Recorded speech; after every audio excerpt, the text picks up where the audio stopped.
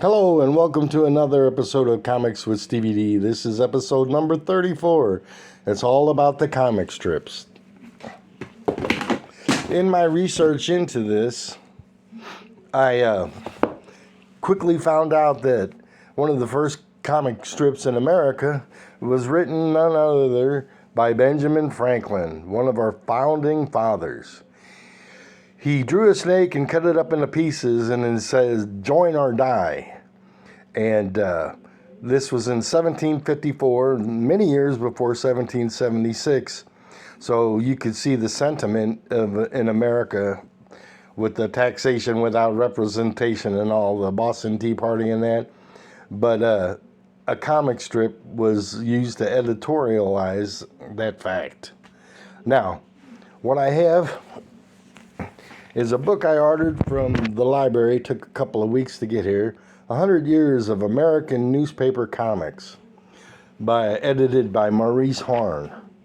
And what I'm going to do is I'm going to talk first of all about this guy right here. This is Yellow Kid, and he was as famous as the Beatles.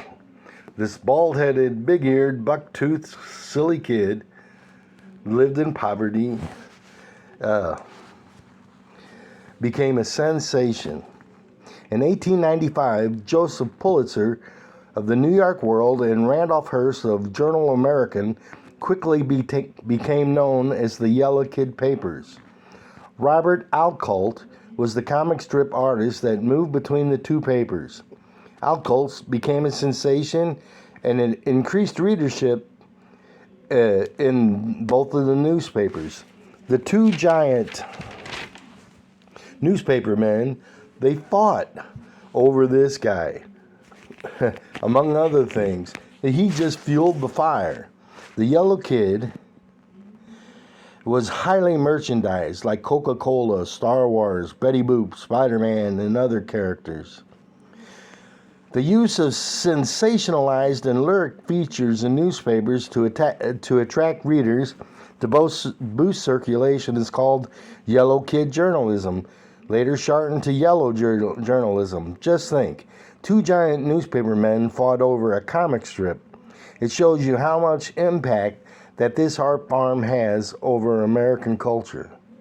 So what I'm going to do is I'm going to go through the book and I'm going to show you some pages and show you examples of things. This here reminded me the Airship Man. Okay, just look at that. It looks very much like a UFO, especially this panel here. So I thought that was interesting, and this is from 1902. So science fiction imagination was well started, even though it's over 100 years ago. And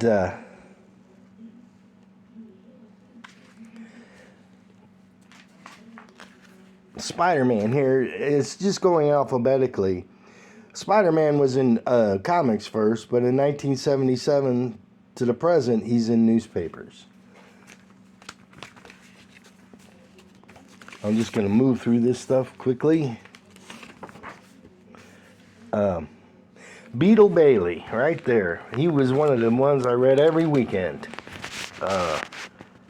1950 to the present. And there's a panel of Beetle Bailey. And I still look for it when I get a newspaper today.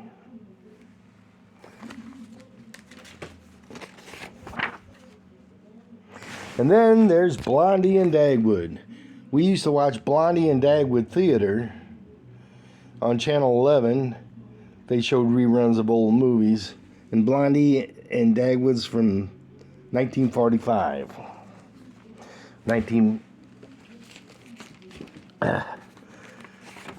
Just moving through. Okay, this is cool right here. Another science fiction, Buck Rogers, 1936. A flying platform, and then a girl in a rocket jet pack. So that's interesting, from 1936. And of course you got in newspapers Bugs Bunny in 1967 and Sylvester. And my mother used to read Dick Tracy from 1944. That's when she was a kid. She was born in 1939. And moving through these, I'm just going quickly as I can. Felix the Cat. It was an animated cartoon when I was very young, but he was in newspapers in 1934.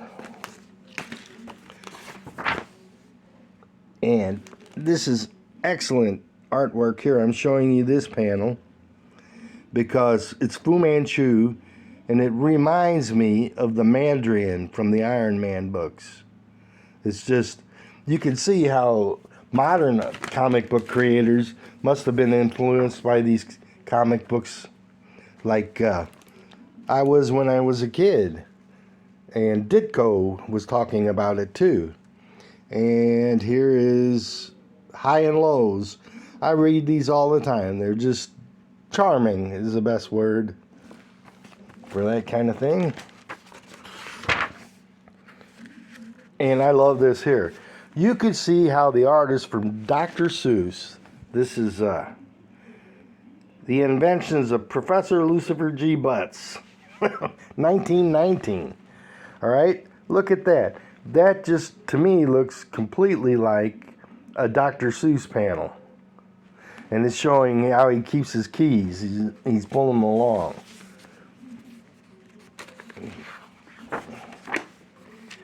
And a few more.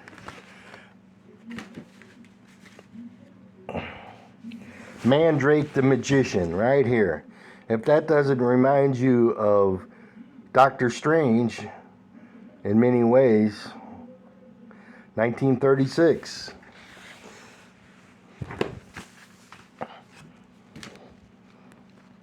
And moving right along. Oh, you can't talk about the funny papers without talking about Charlie Brown. And that's from 1953. And there's Snoopy.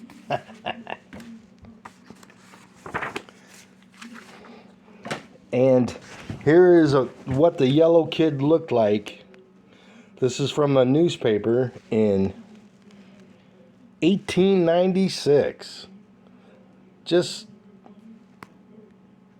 there's the yellow kid. And that guy was as popular as the Beatles. You never would have thought it. And then I have a few examples. This is the color section of the encyclopedia. There's Buster Brown. When I was a kid, there was always Buster Brown cartoon or commercials for shoes, Brown Shoe Company. But this was prior, and I have a lot of music teacher friends, and there's a kid practicing a violin. That's pretty interesting. And I like this one, being a band director that I was, with the sousaphone. And, you know, you're always throwing people in the sousaphone or getting them out, or, well, that's a tuba of some sort, not a sousaphone. Couple more panels. Oh, this one I picked.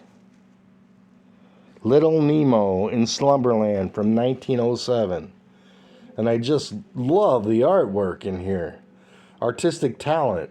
You know, they painted the Mona Lisa long before there were comic books and stuff, so artistic ability has been tremendous. There's the ice skaters. And this part I really like up here, the kind of the Capitol with an aurora around it. And it's the kid dreaming, and his butler wakes him up and said, all right, time to get up now and ice skate. And that's what he was dreaming about. Pretty interesting. And this is about fantasy art. You know, panels that show birds that talk. And this is Mr. Tweedledeedle. Oh, Mr. Tweedledeedle, 1912. So I've never seen these comic strips until I got this book and I've been looking at it for a couple of hours because it's fascinating. And here's Buck Rogers, another science fiction. And this is from 1934. So you talk about fantasy and fantastic things. There's some kind of laser. Long before the thought of lasers was even thought of. And I read this comic strip as a kid, Prince Valiant. And what I guess this is where I really developed the love for fine artwork and comic strips. You know, if you look at, I'll zoom in a little bit, you just look at the detail in the rug and in the bed and in the clothing and the